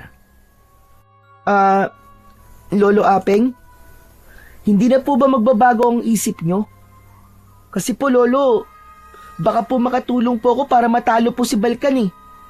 Pwede ko pong gamitin ang kapangyarihan na ibinigay po sa akin ni Puting. Sundin mo na labang ako. Masyado ka pa bata sa mga ganitong bagay. May tamang panahon para gamitin mo ang kapangyarihan na yan. Isa pa, hindi mo pa nga alam gamitin ang kapangyarihan at kakayahan na ibinigay sa'yo. Ayoko mapahamak ka, iyo. Ayokong papayagan kita, pero sa huli ay magsisisi lamang ako. Kaya wag dang matigas ang ulo mo, Dexter. Makinig ka na lamang sa akin, hane. Marahang tumango si Dexter. Hindi na niya sinabi kay Lolo Apeng na habang wala ito, ay diniskubre niya ang mga bagay na kaya niyang gawin. At sa kabila ng pagtutol ni Lolo Apeng, ay nanatiling buo ang loob ni Dexter na tumulong sa pakikipaglaban kay Balkan kung kinakailangan. Simula noon, tuwing gabi ay palaging lumalabas si Lolo Apeng upang tumulong sa pagroronda. Lingid naman sa kaalaman ng matanda, ay lihim na sinusundan ito ni Dexter. Hindi niya kayang manatili lang sa bahay habang alam niya na may malaki siyang maitutulong sa oras na umatake si Balkan. Ilang gabi ang lumipas na walang paramdam si Balkan, ngunit hindi naging kampante si Dexter. Inihalin tulad niya si Balkan sa isang bagyo na dumadaan sa karagatan at nag-iipon ng lakas. Ramdam niya na aatake si Balkan sa oras na hindi nila inaasahan. Hanggang isang gabi, habang nakasunod si Dexter kina Lolo Apeng, ay nakita niyang napahinto ang mga to. Agad na umakyat si Dexter sa isang puno na nakatayo sa gilid ng daan, sa takot na may biglang makakita sa kanya. Sandali lang mga kasama. Nararamdaman ko si Balkan. Kapitana, sa tingin ko ay nasa paligid lamang siya. Mula sa gilid ng daan ay lumabas nga si Balkan. Nasa anyong aswang ito. Napaatras ang ilan sa mga tanod at may dalawang takot na tumakbo. Nasaan na nga pumutanda? Iharap mo siya sa akin. Hindi mo makukuha gusto mo sa kanya, Balkan. At habang may proteksyon ang bahay ko, ay hindi mo siya mapapatay. Kami ang harapin mo, at hindi ang isang batang kagaya ni Dexter. Wala sa inyo ang kailangan ko. Pero pwede naman kitang pagbigyan sa gusto mo, tanda. Nang umaktong aatake si Balkan, ay agad na sumugod dito ang dalawang tanod na may dalang itak. Sabay na tinaga ng dalawa si Balkan, pero walang epekto rito ang talim ng itak. Parang bakal ang balat nito at sa isang iglap ay kinalmot nito ang isa sa mga tanod. Ang isa naman ay hinablot nito at ibinalibag sa malayo. Huwag kayong matakot sa kanya. May kahinaan din ang aswang na yan. At yun ang dapat nating malaman. Sa kabila ng takot ng mga nakikipaglaban kay Balkan, ay sumugod pa rin ang mga ito. Kinabahan si Dexter dahil kasama si Lolo Apeng sa sumugod kay Balkan. May dalawang kawayan na may matutulis na dulo ang matanda. Tumama ang kawayan ni Lolo Apeng sa balikat ni Balkan, Pero hindi rin yun sapat para pabagsakin ang halimaw. Gumanti si Balkan ng isang suntok na tumama naman sa tagiliran ni Lolo Apeng na naging dahilan para mapaluhod ito at mapaatras. Tinaga naman ni Kapitan si Balkan sa binti, ngunit malakas lang itong sinipa ni Balkan. Tumilapon ang kapitan at nagpagulong-gulong sa lupa. Nagpatuloy sa pag-atake si Balkan. Isa-isang nalugmok ang mga tanod. Nanghihina na rin si Lolo Apeng at si Kapitan ay halos hindi na makatayo. Mula sa kanyang kinaroroonan ay napapikit si Dexter. Ramdam niya ang bilis ng tibok ng kanyang puso. Nais niya nang lumabas sa kanyang pinagtataguan. Ngunit bigla siyang nagkaroon ng pag-aalinlangan sa kanyang sarili kung sapat ba ang lakas at kakayahan niya para talunin si Balkan. Muling sinugod ni Lolo Apeng si Balkan at tinangka nitong saksakin sa tiyan ng aswang gamit ang kawayan. Ngunit nahawakan ni Balkan ang kawayan at hinila nito yun na naging dahilan para padapang matumba si Lolo Apeng. Tatayo sana si Lolo Apeng pero inapakan nito ni Balkan sa likod. Ano tanda? Nagsisisi ka na ba na kinalaban niyo ko? Ngayon, tatapusin na kita! Itinaas ni Balkan ang kamay nito at nanlaki ang mga mata ni Dexter nang mas humaba at tumalim ang mga kuko nito.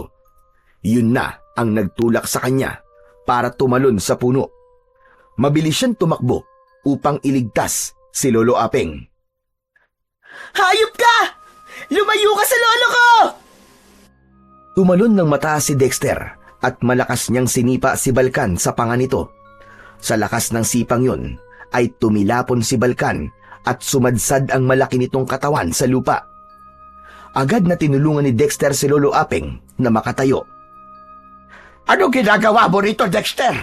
Hindi ba sabi ko sa'yo ay huwag ka lalabas ng kubo? Lolo, hayaan niyo na po akong labanan si Balkan. Sa tingin ko po, ay ako lang po makakatalo sa kanya. Tagilid ng mata ni Dexter ay napansin niya ang paggalaw ni Balkan. Nang tignan niya ito, ay marahan na itong tumatayo. Nakatabingi ang ulo nito, pero parang wala lang na ibinalik nito sa dati ang ulo nito at narinig pa niya ang malakas na pagtunog ng buto nito. Matapang na tumayo si Dexter at gaya ng sinabi noon ni Lolo Apeng, ay hindi siya nagpapakita ng takot kay Balkan. Mabuti! At nagpakita ka na sa akin, bata! Tama na ang kasamaan mo, Balkan! Dahil ngayon, tatapusin na kita! Huwag mo nga akong pinapatawa. Hindi isang bata ang papatay sa kagaya ko. Bakit hindi mo ako subukan, Balkan? Sisiguraduhin kong itong batang sinasabi mo na nasa harapan mo ngayon ang tatapos sa'yo! Bumuelo si Dexter at tumakbo palapit kay Balkan. Umiwas siya sa unang hampas ng kamay ni Balkan. Gumulong siya sa lupa at tumalon sa likuran nito. Nakita niya ang isang kawayan na may matulis na dulo at agad niya yung kinuha. Gamit yun ay sinaksak niya sa likod si Balkan. Naramdaman niya ang paggapang ng enerhiya sa buo niyang katawan at nagawa niyang ibaon ang kawayan sa katawan ng aswang. Napasigaw si Balkan pero agad na humarap si Balkan kay Dexter at malakas siyang sinuntok sa dibdib. Tumilapon si Dexter at bumagsak sa lupa pero mabilis siyang nakatayo. Muli siyang sumugod. Tumalon siya papunta kay Balkan. Sinalubong si Dexter ng matigas na siko ni Balkan. Tumama yon sa mukha niya kaya muli siyang tumilapon. Sinunggaban ni Balkan si Dexter at winakwak nito ang tiyan niya gamit ang matutulis nitong kuko. Kasunod nun ay nilaslas nito ang leeg niya. Nahirapang huminga si Dexter hanggang sa naramdaman niya ang paghinto ng pagtibok ng puso niya. Pero hindi nagtagal ay muling nabuhay si Dexter. Kusang naghilom ang mga sugat niya at agad niyang sinipa ng malakas si Balkan. Nabuwal ito at ginamit niya ang pagkakataon na yun para makalayo dito. Nakalimutan mo na yata siya mambuhay ko, Balkan! Hindi mo ako mapapatay ng basta-basta! Hindi ko nakakalimutan ang bagay na yan, bata. At wala akong pakialam kahit ilang pa ang buhay na meron ka. Uubusin ko ang buhay mo hanggang sa makuha ko na ang kapangyarihan na dapat ay sa akin! Umiim ang bagang ni Dexter, kasabay ng pagkuyom ng kanyang mga kamay. Ramdam niya ang sakit ng buong katawan niya, pero unti-unti yung nilalamon ng isang matinding lakas na tila bumabalot sa kanyang buong pagkatao. Malakas na sumigaw si Dexter at sa isang kisap mata ay nasa harapan na siya ni Balkan. Nanlaki ang mga mata ni Balkan at isang sipa sa tiyan ang pinakawala ni Dexter. Tumilapon si Balkan at habang nasa ere ito ay mabilis itong sinundan ni Dexter. Bago pa bumagsak sa lupa si Balkan ay pinagsalikop ni Dexter ang mga kamay niya at malakas niyang ibinayo sa dibdib ni Balkan. Napasigaw si Balkan ng malakas na bumagsak ang katawan nito sa lupa. Tumayo si Dexter ilang dipa ang layo sa halimaw. Masyado mo ako minaliit dahil lang sa bata ako. Pero wala kang ideya kung ano ang kaya kong gawin. Siguro nga ay mali ako kung minaliit kita. Kung ganun, seseryosohin ko na ang laban na ito. Mabilis na tumayo si Balkan at sumugod ito kay Dexter. Sa bilis ni Balkan ay hindi naiwasan ni Dexter ang pagbaon ng mga kuko nito sa balikat niya. Napaurong si Dexter at bago pa siya makabawi ay muling umatake si Balkan. Ibinangga ni Balkan ang katawan nito sa kanya at tumilapon siya. Sinunggaban siya ni Balkan at sinaklit siya sa braso nito, sabay balibag sa kanya sa lupa. Padapang bumagsak si Dexter at halos hindi na siya makagalaw dahil tila nagkabali-bali na ang kanyang mga buto. Namilipit si Dexter sa sakit. Nagulat siya nang biglang iniharang ni Lolo Apeng ang sarili nito sa kanya habang may tangan itong itak. Tama na! Tama na, Balkan! Ako ang harapin mo! Tumabi ka dyan, tanda. Huwag kang mag-alala dahil ikaw ang isusunod ko pagkatapos ko sa apo mo. Teka sandali. Naalala ko na. Ikaw nga pala ang dapat kong unahin para makita ng batang yan kung paano kitang patayin. Huwag mong gagalawin ang lolo ko, Balkan! Laban natin dalawa to! Hindi pinakinggan ni Balkan si Dexter. Nagsimula ng maglakad si Balkan palapit kay Lolo Apeng. Lolo Apeng! Tumakas na po kayo! Ako na po ang bahala kay Balkan! Hindi, Dexter! Hindi ako papayag na ubusin niya ang buhay mo! Nagpumilit si Dexter na makatayo, ngunit sadyang nahihirapan na siya hanggang sa biglang lumitaw si Puting sa kaliwa niya. Sa kabila ng sakit na kanyang nararamdaman, ay nagawa pa rin ngumiti ni Dexter. Puting! Nagbalik ka! Tahimik na nakatayo si Puting habang nakatitig lang sa kanya. Inabot ni Dexter si Puting at nang mahawakan niya si Puting ay bigla itong nagliwanag. Sa harap ng mga mata ni Dexter ay unti-unting nagbago ang anyo ni Puting. Nilamon ng puting liwanag si Puting at nang maglaho si Puting ay isang napakalaking espada na ang hawak ni Dexter. Naalala niya na yun ang espadang ginamit ni Puting o si Pilina nang labanan nito si Balkan. Naramdaman ni Dexter ang pagdaloy ng kakaibang lakas sa buo niyang katawan na nagmumula sa mahiwagang espada. Huminga ng malalim si Dexter, tumayo siya at iniharang niya ang sarili kay Lolo Apeng. Napahinto si Balkan sa pagkakalapit at nagulat ito sa espadang hawak ni Dexter. Hindi maaari. Ang espada ng liwanag. Paano napunta yan sa'yo? Humigpit ang kapit ni Dexter sa espada at saka siya sumugod kay Balkan. Isang mabilis na hiwa sa dibdib ni Balkan ang kanyang pinakawalan. Sumigaw ang aswang sa sakit, pero hindi pa doon nagtatapos si Dexter. Umikot siya sa likod ni Balkan at buong lakas na isinaksak ang espada sa likuran ng aswang. At sa huling pag-atake, tumalon si Dexter ng mataas at pagbagsak niya, itinarak niya sa gitna ng dibdib ni Balkan ang mahiwagang espada. Umalingaw-ngaw sa buong baryo ang malakas na sigaw ni Balkan. Nagliwanag ang espada at biglang nagliyab ang buong katawan ng aswang. Hinugot ni Dexter ang espada sa katawan ni Balkan at pinanood niya ang pagbagsak nito sa lupa habang nilalamon ito ng nagngangalit na apoy. Sa kabila ng kapangyarihang taglay niya, ay hindi pa rin siya makapaniwala na nagawa niyang paslangin ng isang aswang na kagaya ni Balkan. Habang sa kanyang kamay ay unti-unting naglalaho ang malaking espada. Halos hindi makapaniwala sina kapitan at ang mga tanod sa nasaksiyan ng mga ito na pakikipaglaban ng batang pulubi na si Dexter.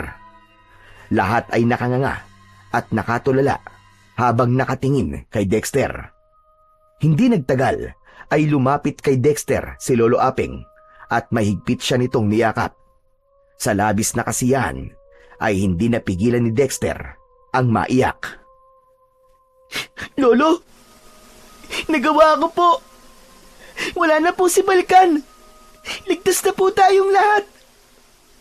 At dahil yun sa'yo, Apo, patawarin mo ko kung pinagdudahan ko ang kakayahan mo. Ayoko lamang na mapahamak ka. Naiintindihan ko po kayo, Lolo Aping.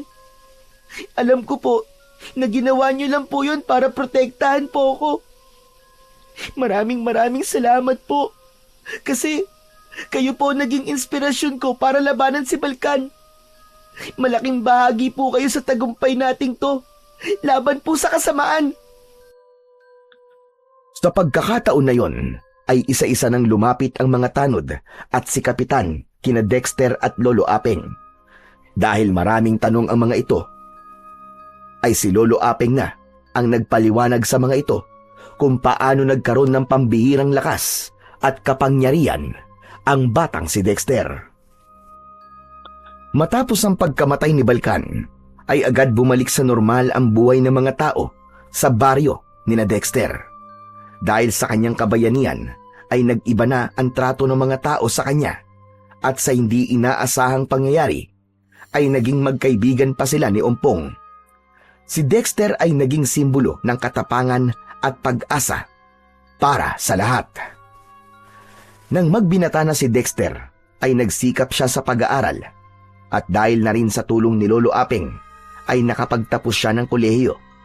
Lahat ng tulong at pagmamahal na natanggap niya mula kay Lolo Aping ay ibinalik niya ng doble nang magkaroon na siya ng trabaho. Pinagawan niya ito ng mas maayos na bahay at sinigurado niyang hindi na ito kailanman magugutom o mababahala dahil wala itong pera. Kahit may natitira pa siyang mga buhay mula kay Puting, ni minsan ay hindi niya ito sinayang. Pinahalagahan niya ang bawat araw na may hininga siya at ginamit niya ang kanyang kapangyarihan sa paggawa ng kabutihan at sa pagprotekta sa mga inosente, lalong-lalo na sa nag-iisang taong naging pamilya niya sa buong buhay niya. So yun po mga idol, sana po ay nagustuhan nyo ang ating kwento para sa araw na to. Ngayon naman po, ay dumako na po tayo sa inyong pinaka-nire-request at pinaka-hinihintay na shoutout portion. Pasensya na po pala sa mga hindi po masa-shoutout ngayon, pero pipilitin ko po sa mga susunod na kwento ay maibibigay ko na po sa inyo ang inyong request na shoutout. Ano pa pong hinihintay natin? Heto na po. Shoutout po kay Jessie Mefania. Shoutout po kay Helen Alcibar. Shoutout po kay Jenilyn Mamanda. Shoutout po kay Boboy Cano. Shoutout po kay Jeffrey Zamora. Shoutout po kay Bernardita de la Cruz. Shoutout po kay Corazon Clemente. Shoutout po kay Jayford Palazon. Shoutout po kay Ali SE3DD. Shoutout po YouTube Jose Gaming. Shoutout po kay Puring Lekiron. Shoutout po kay Aidata Lib. Shoutout po Luz Rivera. Shoutout po kay Hazel Fiesta. Shoutout po at maraming salamat kay Bernadette Cahun. Shoutout po Tito Manny Channel. Shoutout po Nover Omaoid. Shoutout po kay Lita 5. Shoutout po kay Chris Alcantara. Shoutout po Rona Galyado. Shoutout po kay Shauma TV. Shoutout po Belinda Chonilo. Shoutout po Arnold Narisma. Shoutout po kay Sally Roldan. Shoutout po kay Isa Dakles. Shoutout po at MyHoney23. Shoutout po Tita Jinky Perez 2468. Shoutout po Maliwisa San Miguel. Shoutout po Ruby Caballero. At shoutout po kay Edralyn BL3ZX. Muli po, maraming salamat po sa inyong walang sawang suporta at pakikinig ng mga kwentong aswang at katatakutan sa aking munting channel na The Voice Addict at Apong Isaak. Hanggang sa susunod pa pong kwento na magpapatindig ng inyong mga balahibo mula sa mundo ng kababalaghan.